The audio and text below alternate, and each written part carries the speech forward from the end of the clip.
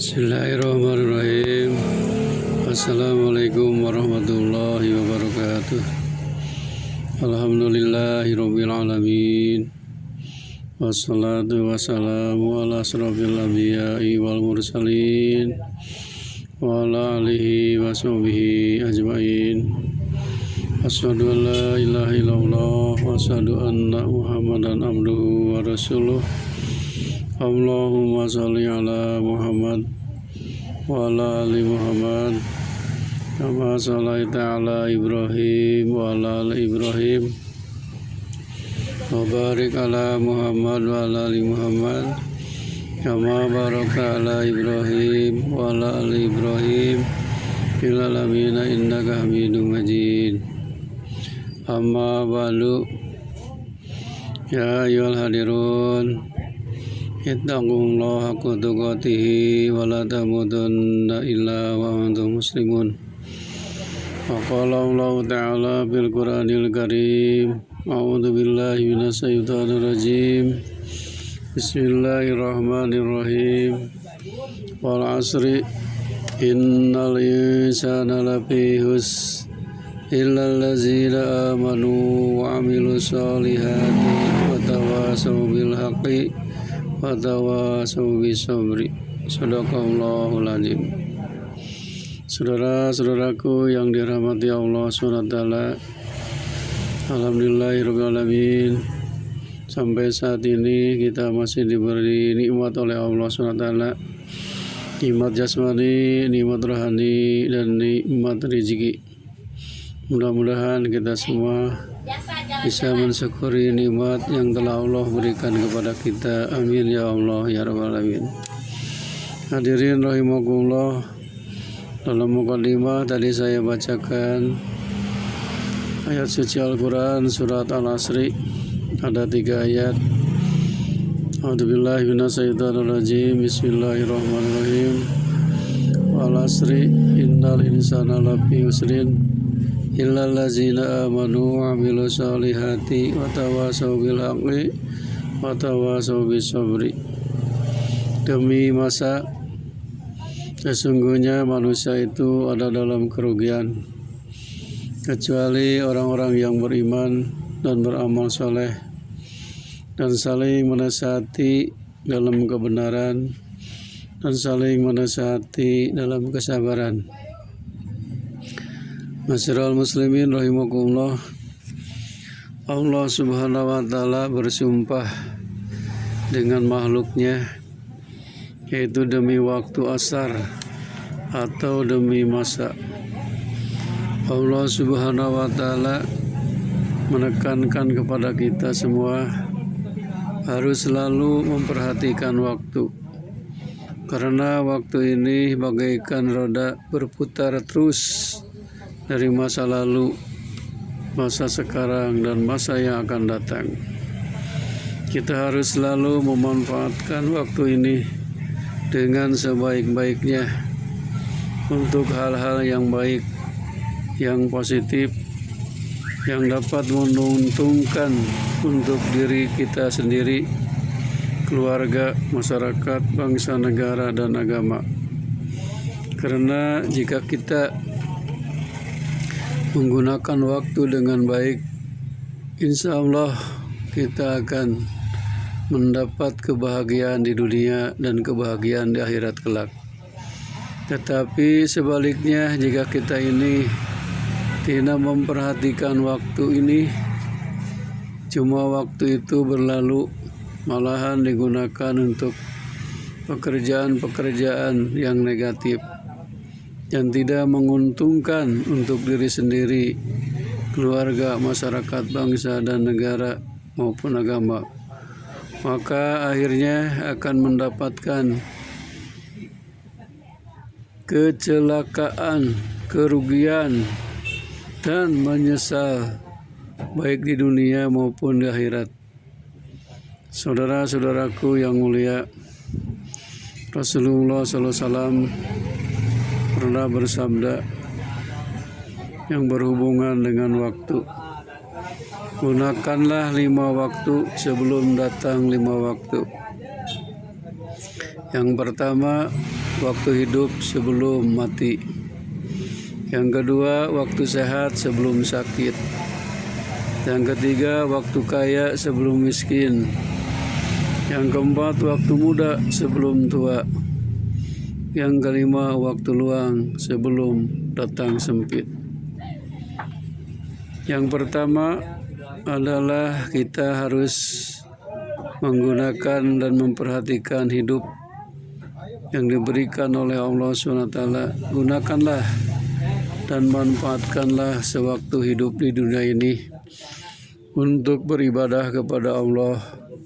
Karena tugas manusia di dunia ini adalah beribadah atau mengabdi kepada Allah Subhanahu wa taala. Sebagaimana firman Allah, A'udzubillahi minasyaitonirrajim. Wa ma khalaqtul jinna wal insa illa liya'budun. Dan tidaklah kami menciptakan jin dan manusia kecuali untuk mengabdi atau beribadah. Saudara-saudaraku, hidup di dunia ini tidak akan kekal, tidak akan selamanya. Karena dunia ini disebut alam fana atau alam kehancuran.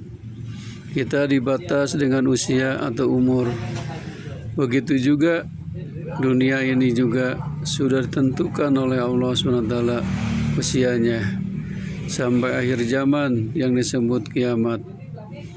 Manfaatkanlah selagi kita masih hidup di dunia dengan banyak berbuat amal soleh seperti sholat, puasa, zakat, membaca Al-Quran, haji dan umroh, tolong menolong, sedekah, membangun masjid, madrasah, dan menyantuni fakir miskin dan anak yatim piatu. Jika kita sudah mati, tak bisa apa-apa lagi. Beramal tidak bisa kecuali sekarang lagi kita masih hidup di dunia ini. Banyak-banyaklah beramal, sebab jika kita sudah mati, putuslah segala amal kecuali 3.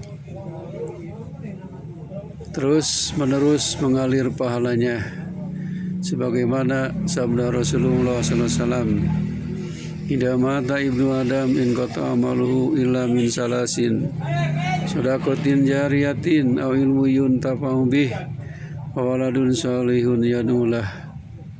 Apabila mati anak Adam, yaitu manusia, putuslah segala amalnya kecuali 3 hal, yaitu sedekah jariyah, ilmu yang bermanfaat, dan anak yang saleh.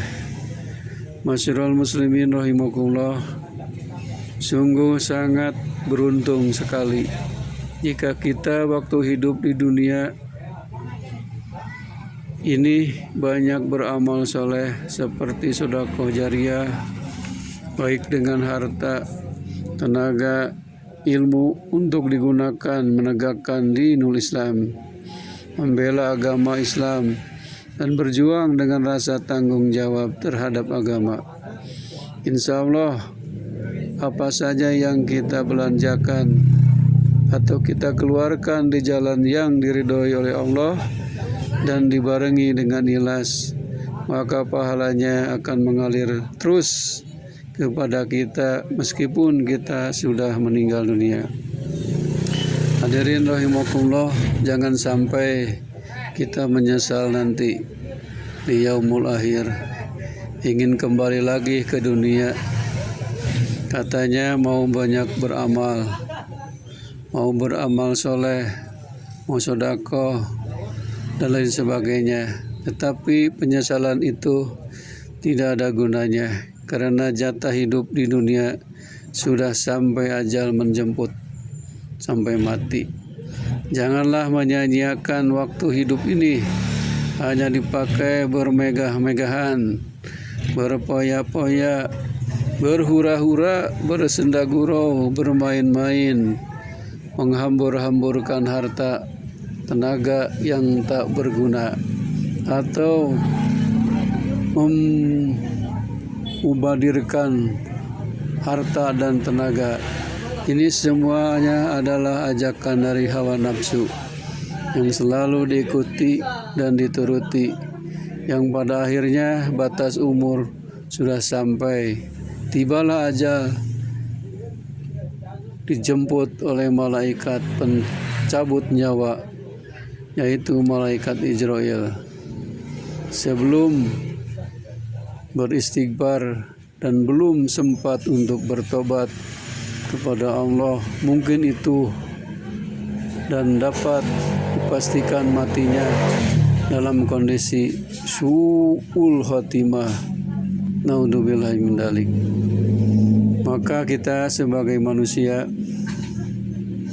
yang tak luput dari kesalahan dan hilap juga dosa, bersegeralah memohon ampun dan bertobat kepada Allah sebelum ajal tiba, karena Allah berfirman, A'udzubillahi minasyaitonirrajim, ittaqullaha haqqa tuqatih wa la tamutunna illa wa antum muslimun. Artinya, bertakwalah kepada Allah dengan takwa yang sebenarnya, dan janganlah kamu mati kecuali mati dalam keadaan iman dan Islam. Hadirin rahimakumullah, sungguh bahagianya dan beruntung jika kita meninggal membawa iman dan Islam. Itu termasuk meninggal dalam keadaan husnul khatimah. Mari kita perhatikan sabda Rasulullah SAW tentang umur. Kata beliau bersabda, umur umat kami tidak akan jauh antara 60 tahun dan 70 tahun. Jika umur kita sekarang sudah 69 tahun, mungkin tinggal 1 tahun lagi kalau 70 tahun. Bersegeralah sholat sebelum pikun, dan bersegeralah bertobat sebelum mati. Ajilus sholah qoblal maut, wajilut taubati qoblal maut. Sewaktu hidup di dunia ini, maka berlomba-lombalah dalam kebaikan atau fastabiqul khairat. Jika kita perhatikan secara mendalam bahwa kehidupan manusia ini sangat berbeda dengan kehidupan makhluk lainnya, karena manusia ini adalah makhluk yang mulia dari segi fisiknya dan psikisnya, yaitu diberi nafsu dan akal. Jadi yang membedakannya itu adalah akal. Sebagaimana firman Allah Subhanahu wa taala, A'udzubillahi minasyaitonirrajim. Laqad khalaqnal insana fi ahsani taqwim. Tsumma radadnahu asfala safilin. Illal ladzina amanu wa amilus solihati falahum ajrun ghairu mamnun. Artinya, sesungguhnya kami telah menciptakan manusia dalam bentuk yang paling indah. Kemudian kami kembalikan manusia itu ke tempat yang paling rendah, yaitu neraka, kecuali orang-orang yang beriman dan beramal saleh, maka bagi mereka pahala yang tidak putus-putusnya. Masyiral muslimin rahimakumullah, syukur alhamdulillah kita diberi akal oleh Allah agar kita menjadi makhluk yang mulia, dan juga diberi alat pendengaran, yaitu telinga, diberi alat penglihatan yaitu mata, dan juga alat untuk berpikir yaitu fuad atau qalbu, akal. Maka dengan akal inilah manusia bisa membedakan yang baik dan yang buruk. Tetapi jika manusia tidak memanfaatkan pendengaran, penglihatan, dan pikiran, maka oleh Allah Subhanahu wa ta'ala dikategorikan seperti binatang. Kal an'am balhum adol, bagaikan binatang, malahan lebih sesat daripada binatang. Marilah kita gunakan nikmat dari Allah SWT seperti mata, telinga, dan bekal ini untuk banyak bersyukur dengan cara menjalankan segala perintahnya dan menjauhi segala larangannya, dan juga dibarengi dengan amar ma'ruf nahi munkar. Karena hidup dan mati ini adalah merupakan ujian dari Allah Subhanahu wa taala. Sebagaimana firman Allah Subhanahu wa taala dalam Al-Qur'an surat Al-Mulk ayat 2. A'udzubillahi minasyaitonir rajim. Bismillahirrahmanirrahim. Alladzi khalaqal mauta wal hayata liyabluwakum ayyukum ahsanu amala. Yang artinya dialah yang telah menciptakan mati dan hidup supaya kami mengujimu siapa di antara kamu yang paling baik amalnya. Hadirin rahimakumullah, memang kehidupan di dunia ini penuh dengan ujian, baik diuji dengan keburukan seperti sakit, bencana, usaha rugi, rasa ketakutan, ditinggal mati, sanak saudara, dikurangi buah-buahan atau kemarau, banjir dan lain sebagainya. Itu semua ujian dari Allah Subhanahu wa taala yang harus kita menerimanya dengan lapang dada dan ikhlas. Karena ini semuanya yang menimpa sudah takdir ketentuan Allah Subhanahu wa taala. Diterima dengan sabar, tabah dan tawakal kepada Allah Subhanahu wa taala. Begitu pula Allah Subhanahu wa taala menguji dengan berbagai macam kebaikan, kesenangan seperti banyak harta, badan selalu sehat, usaha maju, rezeki mudah bagaikan air mengalir dan lain sebagainya. Ini juga ujian dari Allah Subhanahu wa taala, harus banyak bersyukur atas nikmat yang telah diberikan kepada kita ini. Karena jika kita tidak bersyukur atau kufur nikmat, maka akan ditimpakan siksa atau malapetaka di dunia dan di akhirat. Sebagaimana firman Allah Subhanahu wa taala, A'udzubillahi minasyaitonir rajim. La in syakartum lazidannakum wa la in kafartum inna adzabi lasyadid. Sungguh jika kamu bersyukur, pasti kami akan menambah nikmat untukmu. Dan jika kamu kufur, tidak mau bersyukur, rasakanlah azabku yang amat pedih. Saudara-saudaraku yang mulia, jika manusia tidak bersyukur atas nikmat yang Allah berikan itu, maka tunggulah azabku yang sangat pedih. Cara Allah memberi azab itu beraneka macam. Mungkin hartanya ada yang mencuri, atau kebanjiran, atau kebakaran, atau dirampok, atau diberi penyakit berat, baik untuk dirinya atau untuk keluarganya. Juga bisa juga hartanya jadi penghalang untuk beribadah, tidak membawa keberkahan. Maka hati-hatilah dan harus waspada. Cara Allah menghilangkan kesenangan itu seketika bagi Allah itu mudah sekali. Contohnya diabadikan oleh Allah Subhanahu wa taala si Qarun di dalam Al-Quran, karena dia sombong, takabur, tidak mau bersyukur atas nikmat Allah. Akhirnya oleh Allah Subhanahu wa taala harta kekayaannya ditelan bumi, seketika habis, tidak ada yang sisa sedikit pun. Inilah contoh kehidupan yang kufur nikmat, yang harus menjadi peringatan bagi kita semua. Masyiral muslimin rahimakumullah. Yang keduanya, masa yang harus digunakan yaitu waktu kita sehat sebelum datang sakit. Sehat ini sangat berharga sekali nilainya. Karena jika kita sehat, badan sehat, pikiran sehat, dan bisa dipastikan segala aktivitas tidak terhalang. Begitu juga pangkat, kedudukan, dan jabatan adalah merupakan ujian amanah yang harus dipertanggungjawabkan di hadapan Allah Subhanahu wa Ta'ala. Jika disalahgunakan, amanah itu tunggu saja kehancurannya. Contohnya, Raja Fir'aun, kedudukan sebagai raja atau bangsawan, hartawan, tetapi dia sombong karena menganggap dirinya sebagai Tuhan yang maha tinggi, yang akhirnya oleh Allah Subhanahu wa Ta'ala Fir'aun itu ditenggelamkan di Laut Merah karena sombong, tidak beriman kepada Allah dan kepada Rasul-Nya.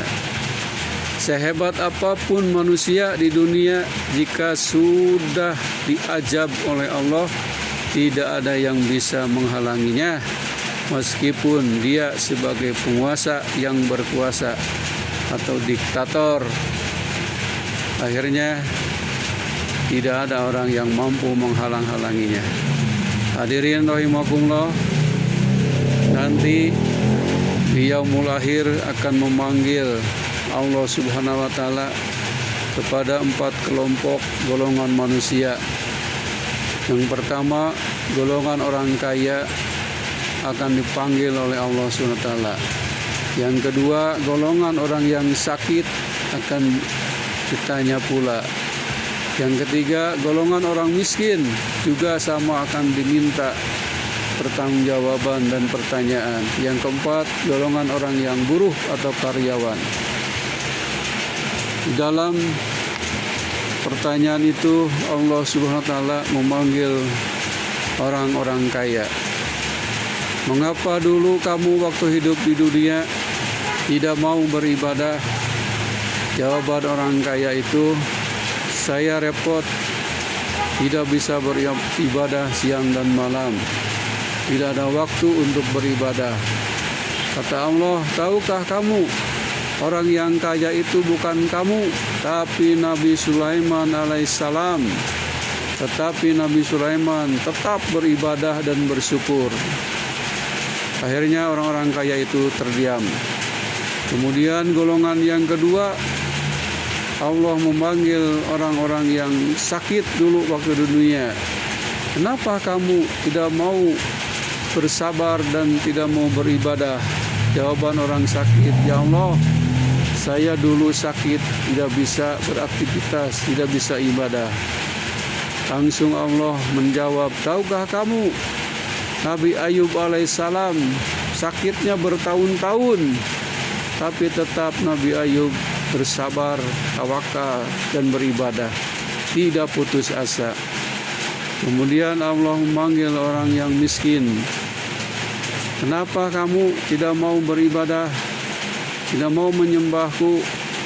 Orang-orang miskin menjawab, ya Allah, saya itu repot mencari makan dan minum, tidak bisa beribadah.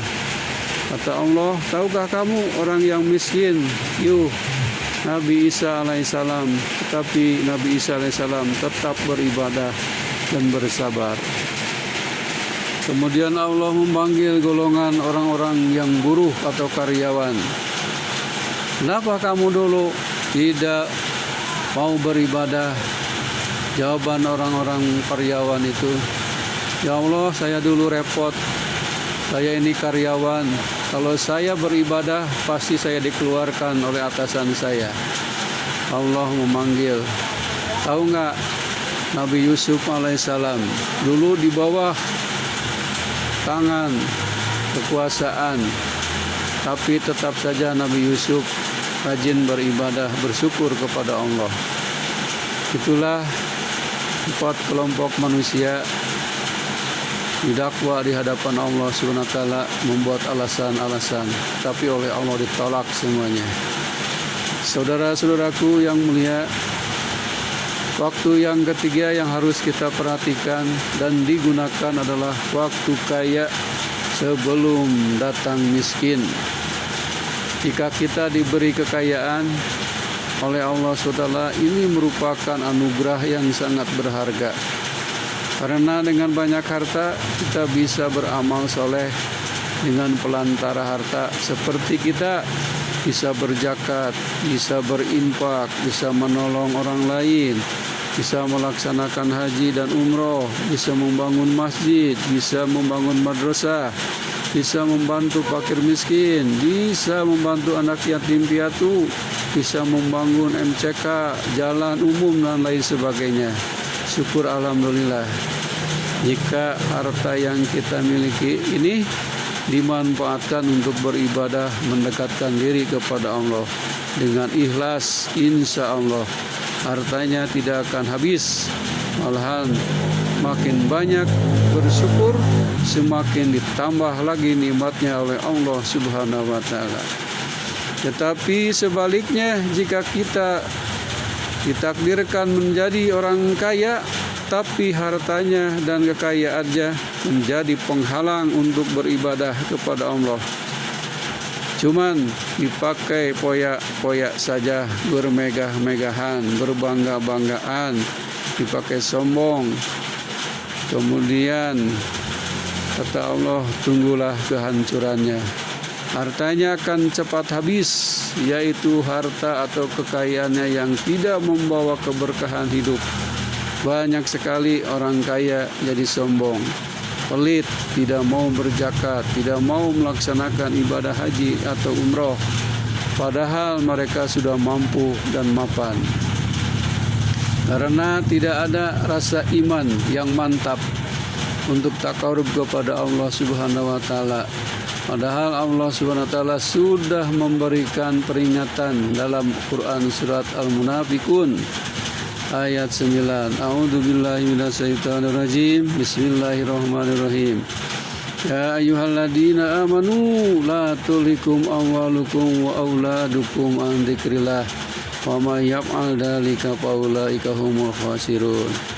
Hai orang-orang yang beriman, janganlah harta dan anak-anakmu jadi penghalang dari berzikir kepada Allah. Dan barang siapa yang berbuat demikian, maka bagi mereka itulah orang-orang yang celaka dan rugi. Masa muda ini digunakan kepada hal-hal yang negatif, seperti pergaulan bebas. Hadirin rahimakumullah, itulah orang yang menjadi penghalang harta dan anaknya zikir kepada Allah, maka nanti akan termasuk orang yang rugi dan celaka di dunia dan akhirat. Masyiral muslimin rahimakumullah, marilah perhatikan waktu yang keempat yang harus kita manfaatkan, yaitu waktu luang sebelum datang waktu sempit.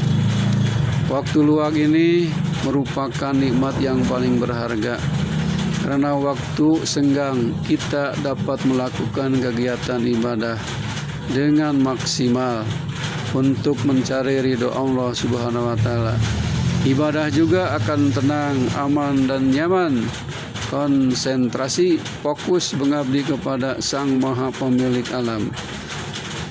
Bayangkan oleh kita jika waktu sempit seperti sempit untuk beribadah, sempit untuk usaha, sempit untuk mengaji, sempit untuk mencari ilmu, sungguh kita akan celaka dan rugi di dunia dan di akhirat.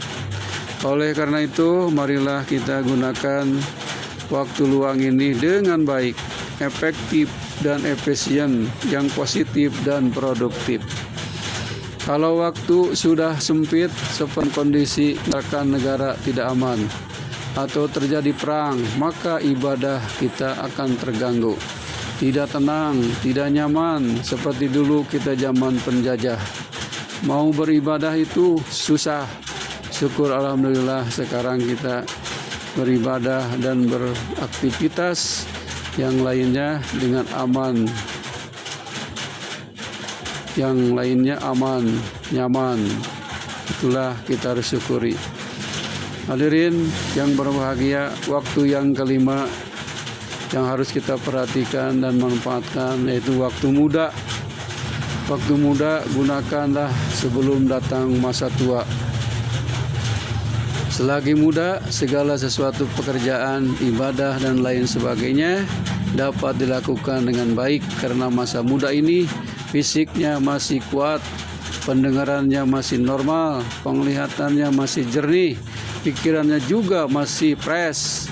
Ini merupakan kesempatan yang berharga yang diberikan oleh Allah SWT selagi masih muda. Manfaatkanlah untuk meraih masa depan yang gemilang, yang produktif dalam kegiatan yang positif. Janganlah masa muda ini digunakan kepada hal-hal yang negatif seperti pergaulan bebas, terlibat kriminalitas, narkoba, miras, perjudian, dan lain sebagainya. Dan nanti akan tahu akibatnya, yaitu mendapat kecelakaan, kesengsaraan, malapetaka yang akan menimpa kepada dirinya, keluarganya. Maka Allah Subhanahu wa taala sudah mewanti-wanti dalam firman-Nya. A'udzubillahi minasyaitonirrajim. Bismillahirrahmanirrahim. Ya ayyuhalladzina amanu qu anfusakum wa ahlikum naro. Hai orang-orang yang beriman, jagalah dirimu dan keluargamu dari api neraka. Bagaimana cara menjaga diri kita dan keluarga? Yaitu dengan cara banyak mendekatkan diri kepada Allah, seperti sholat, mengaji, berpuasa, menahan nafsu, beristighfar, berzikir siang maupun malam. Sebagaimana firman Allah, ala bidzikrillahi tatmainul qulub.